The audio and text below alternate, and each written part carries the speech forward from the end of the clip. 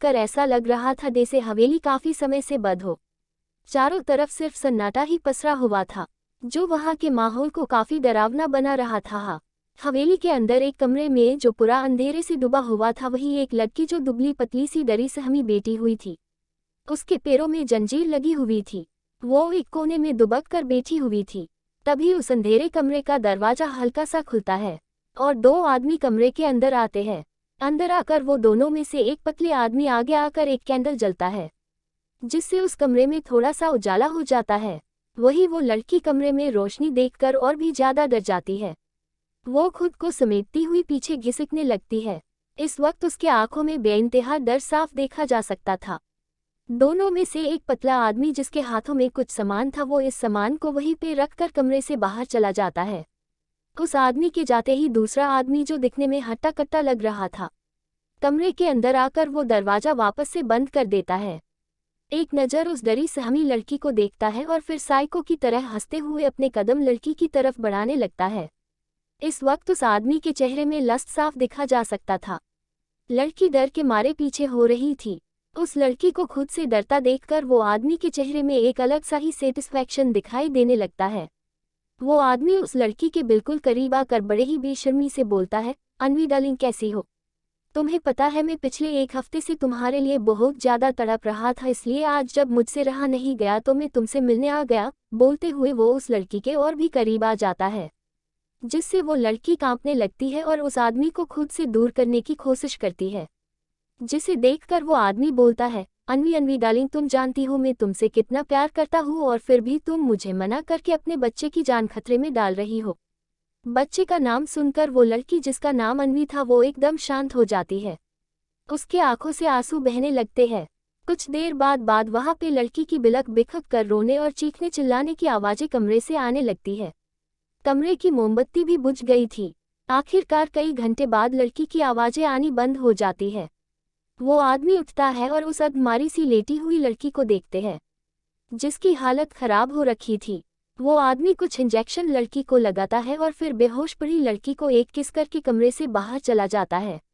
उस आदमी के जाने के करीब एक घंटे बाद लड़की की आंख खुलती है, लेकिन सामने का नज़ारा देखकर उसकी आंखें फैल जाती है।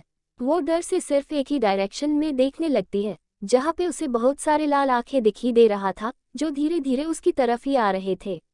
जिसे देख लड़की डरते डरते पिछ घिसकने लगती है, लेकिन कोई फायदा नहीं आए होता है, क्योंकि उसके पैरों में जंजीरें लगी हुई थी, जो उसे आगे बढ़ने नहीं दे रही थी। कुछ ही समय में वो लाल आंखें लड़की के बिल्कुल पास थे, जो काफी डरावने लग रहे थे। वो लाल आंखें बिल्कुल उसके पास थे, जिसे देखकर उस लड़की के मुंह से एक जोर की चीख निकलती है, क्योंकि वो लाल आंखें किसी और की नहीं बल्कि लाल आंखों वाले जंगली बड़े चूहों की था, जो बहुत सारे थे और लड़की के पास आकर उसे काटे जा रहे थे, जिससे वो लड़की के पर से खून बहने लगते हैं।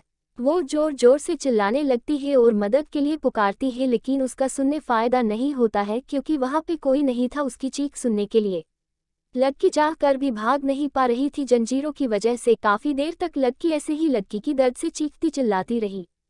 काफी देर तक उसकी दर्द भरी आवाज आती रही उस पूरे हवेली में। कुछ देर बाद लड़की की आवाजें आने बंद हो जाती है और सिर्फ चूहों की चू चू की आवाजें ही आती है।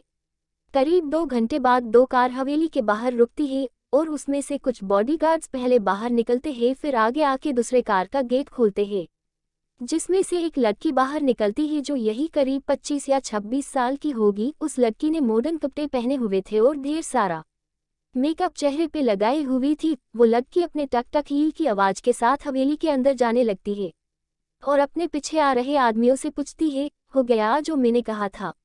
जी। इस पर एक आदमी आगे आकर बोलता है, हाँ हाँ मैडम, आपने जैसा कहा था हमें वैसा ही किया। आपके कहे मुताबिक हमने बड़े बड़े जंगली लाल आंखों वाले चूहे कमरे में डाल दिए हैं। बड़े मुश्किल से मिले हैं ये जंगली चूहे हमें, लेकिन काम हो गया है और बॉस को भी इस बारे में पता नहीं है।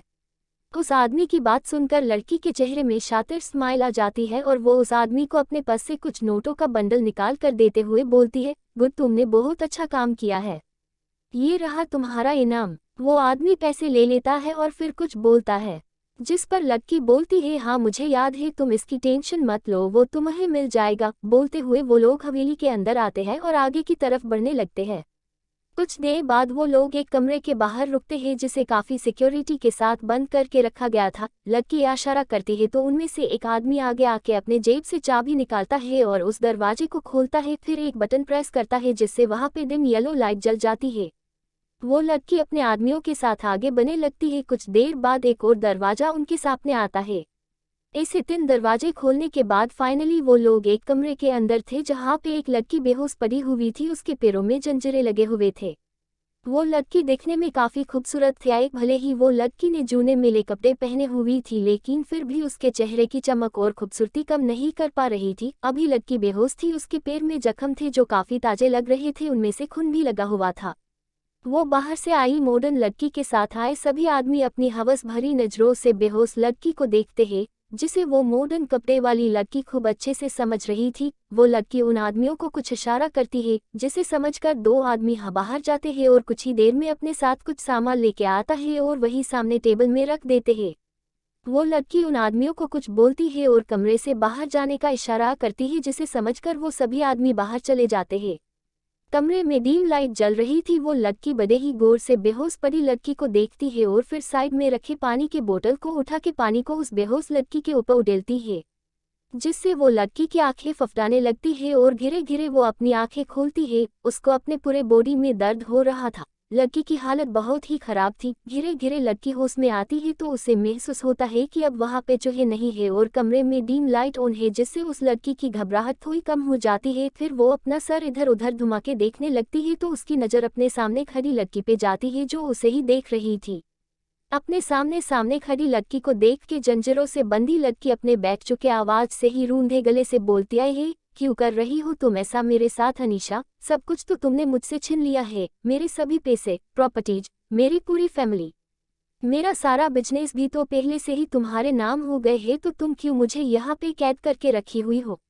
अन्वी, तुम क्या मुझे अपनी तरह बेवकूफ़ समझती हो जो मैं तुम्हें आज़ाद करके अपनी मौत को नेवता दूँ? जब तक कि तुम मेरे पास हो तब तक मुझे कुछ भी नहीं हो सकता है। तुम्हें आज़ाद करने के बाद एकांश हमें जिंदा नहीं छोड़ेगा।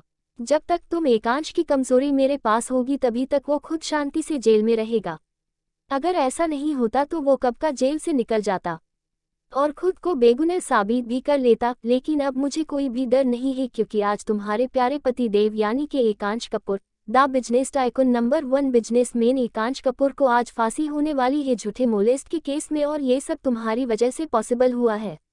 बेचारा, जिसने कभी किसी लड़की को आंख उठा के नहीं देखा, जिसकी सभी इतनी इज्जत करते थे, आज उसी एकांश कपूर को सभी बुरा भला बोल रहे हैं और इन सब का क्रेडिट तुम्हें जाता है। तुम्हारी वजह से आज एकांश कपूर को एक जिल्लत वाली मौत मिल रही है। हा हा हा हा हा हा। इतना बोल वो लड़की मतलब अनीशा जोर जोर से हंसने लगती है। वही ये सब सुन के अन्वी की आंखों में आंसू आ जाते हैं, क्योंकि एक तरफ से अनीशा की बातें सच भी थी, क्योंकि उसी की बेवकूफ़ी की वजह से आज वो इस हाल में है। उसने अपने ही हाथों से अपना बना बनाया घर को उजाड़ कर रख दिया, एकांश की लाइफ बर्बाद कर दी और आज खुद अनीशा के इस कैद में है। उसे उसके कर्मों की सजा मिल रही है जो उसने एकांश के साथ किया है। अन्वी खुद पर बहुत ज्यादा गुस्सा आता है और वो बिलक बिलक कर वही रोने लगती है। अन्वी की ऐसी हालत देख अनीशा बहुत खुश होती है और हंसते हुए अन्वी से बोलती है, वैसे अन्वी मेरे पास ना तुम्हारे लिए ना एक और एक सरप्राइज है। रुको, मैं तुम्हें एक जादू दिखाऊंगी जिसपे मैं चोट और तकलीफ किसी और को दूंगी और तड़पोगी तुम, दर्द तुम्हें महसूस होगा। इतना बोल अनीशा अपने आदमियों को कॉल करके बोलती है, ले आओ उसे। दूसरी तरफ से ओके कहा जाता है, जिसके बाद अनीशा कॉल कट कर देती है। कुछ देर बाद दरवाजा खुलता है और एक आदमी किसी को लेके आते हैं, जिसे देख अन्वी को झटका लगता है और अनचाहा डर उसके मन में बैठ जाता है। आज के लिए बस इतना ही। अगर आपको स्टोरी पसंद आए तो लाइक, कॉमेंट, शेयर करें एंड मेरे YouTube channel fantasy stories world को सब्सक्राइब करना ना भूले। Thank you. Smile smile with a hello.